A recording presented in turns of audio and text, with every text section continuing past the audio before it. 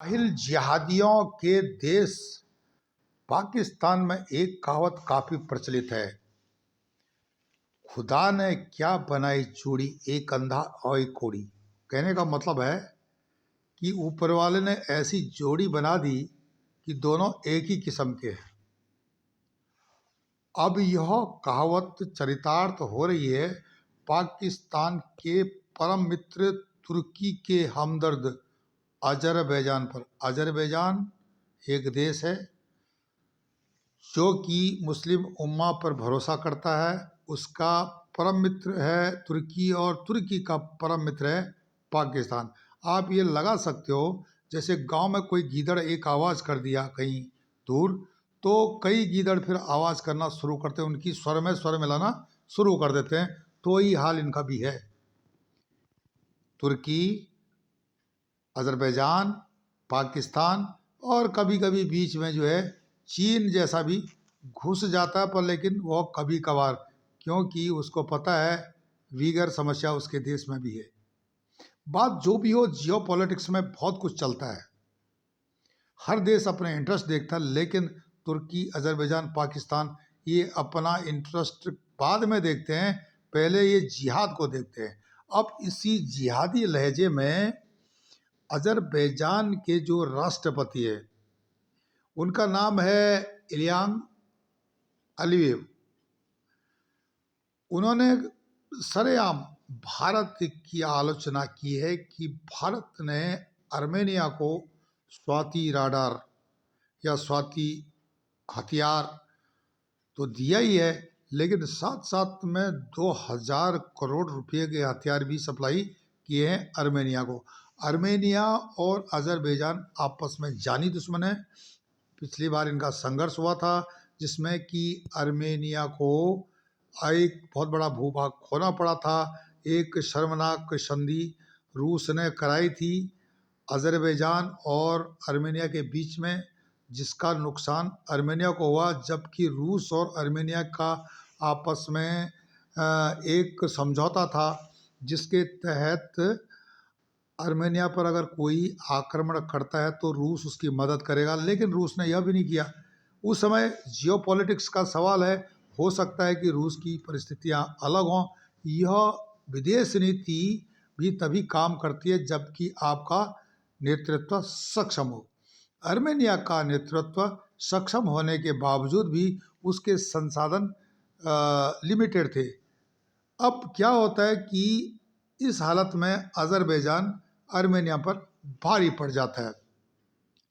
भूभाग गंवाने के बाद आर्मेनिया अपने भूभाग को वापस लेना चाहता है और मिलिट्री के तौर पर, सामरिक दृष्टि से वो अपने को मजबूत कर रहा है और दुश्मन से लड़ने से पहले उसको मजबूत होना बहुत ज़रूरी है। अब क्या होता है कि तुर्की, पाकिस्तान, अजरबैजान जिस प्रकार से एक स्वर में स्वर मिलाते, चाहे कश्मीर का हो, जब तुर्की पाकिस्तान की हाँ में हाँ मिलाता कश्मीर के मामले में और अजरबैजान भी उसके पीछे हो जाता है, तो भारत ने आर्मेनिया को हथियार दे दिए तो कोई बुरा नहीं किया, ये तो बनता है, भारत का भी हक बनता है। अब क्या होता है कि तुर्की के जो पड़ोसी है ग्रीस को क्या है कि भारत ने ठीक ठाक हथियार सप्लाई कर दिया, और हम तो ये राय देंगे कि भारत को ब्रह्मोस मिसाइल से तुर्की के पड़ोसी देश जो कि तुर्की के खिलाफ रहते हैं या अजरबैजान के खिलाफ रहते हैं, उनको हथियार लगातार भेजने चाहिए, जिस प्रकार से भारत की अभी नीति चल रही है। अब अलीयव का जो है भारत को एक संदेश आता है, शिक्षा आती है, ज्ञान बांट रहा है कि भारत और अजरबैजान की ये मित्रता में ये जो खटास आ जाएगी, हमारी मित्रता खराब हो जाएगी। भाई हम मित्र थे ही कब? हमेशा भारत जो कि एक धर्मनिरपेक्ष देश रहा है, इसके खिलाफ जिहादी भाषा का प्रयोग हमेशा तुर्की, पाकिस्तान, अजरबैजान करते रहे, तो यहाँ मित्रता का तो कोई सवाल ही नहीं है। शत्रुबोध भारत को है, पर लेकिन वह दिखा नहीं रहा है। अब कर रहा है कि हमें शत्रुबोध है, अजरबैजान हमारा शत्रु है, तो इस हिसाब से आर्मेनिया को हथियार देना भारत का धर्म बनता है, उसी तरह से आप देख सकते हैं कि तुर्की हमेशा भारत के खिलाफ जहर उगलता रहता है। तो तुर्की के पड़ोसी देश जो कि तुर्की के खिलाफ हैं, भारत उनको दबा करके हथियार दे रहा है, उनकी सामरिक जो स्थिति को मजबूत करने में मदद कर रहा है। बौखलाए हुए अलियेव का जो है भारत को कोई फर्क नहीं पड़ता है, उसकी बौखलाहट से या उसके उससे कोई फर्क नहीं पड़ता है। अलियेव को पता होना चाहिए कि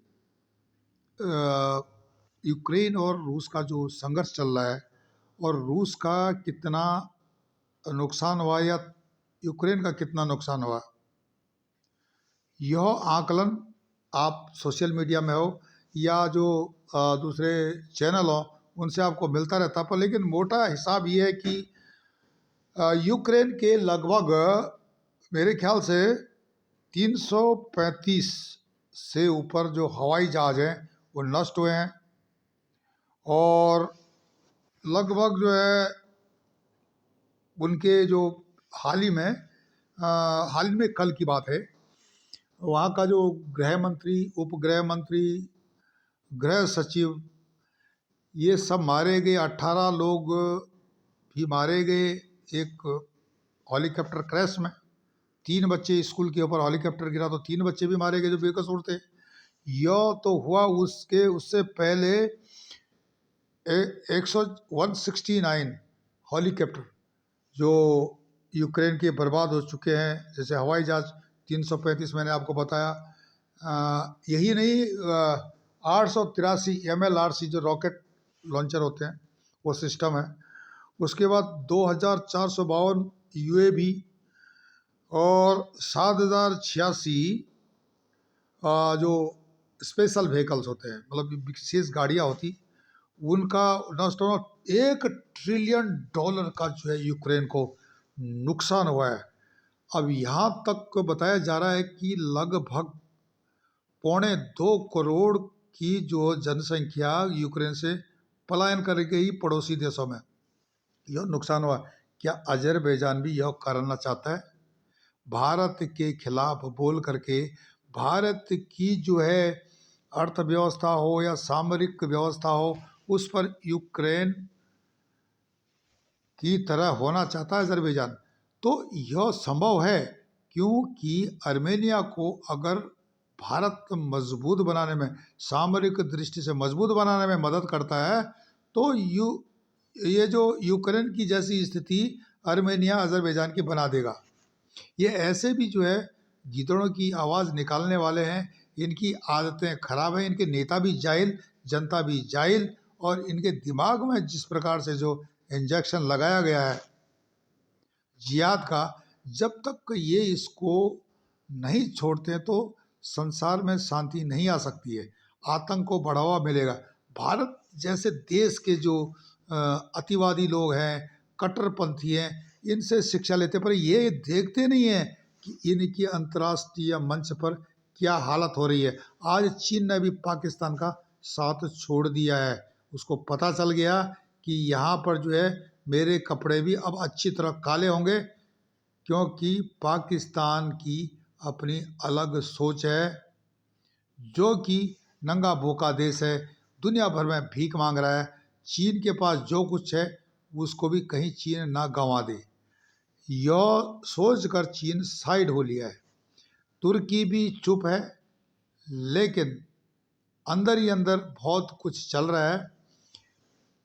सऊदी अरब एक अच्छा मुस्लिम देश है जो कि इनके चक्कर में नहीं है, और जिस प्रकार तुर्की के अर्दोगन खलीफा बनने के सपने देख रहे हैं वो सपना ही रहेगा। लेकिन इन लोगों को, इन देशों को, कट्टरपंथी देश पाकिस्तान की तरह इनको शिक्षा लेनी चाहिए सऊदी अरब जैसे अच्छे मुस्लिम देश से, ताकि ये अपनी जनता का पेट भर सकें और सुख शांति से रह सकें, दुनिया को जो ये आतंक से बचा सके। पर लेकिन यह सोच इनकी नहीं है।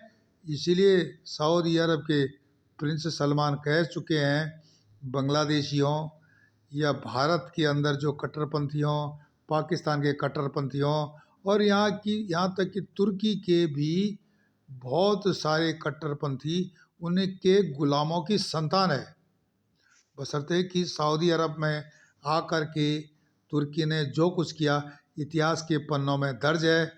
लेकिन प्रिंस सलमान के कहने जो उन्होंने बताई बात उसमें सच्चाई है, क्योंकि ये सब लोग नकली हैं और आने वाले समय में इनको ज़मीनी सच पता चल जाएगी, क्योंकि इनको जिहादी सोच से हटना ही पड़ेगा।